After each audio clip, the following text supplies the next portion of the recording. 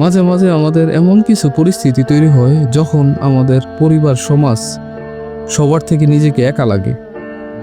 মনে হয় যেন সব জায়গায় ব্যর্থতা।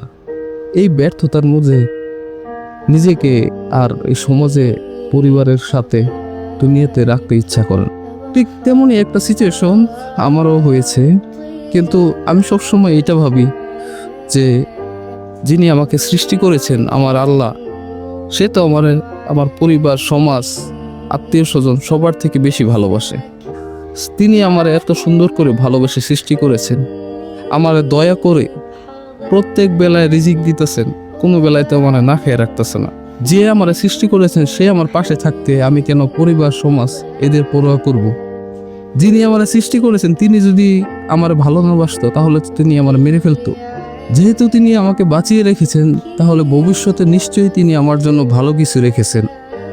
তাই ধৈর্য ধরে অপেক্ষা করি, বাকিটা আল্লাহ ভরসা।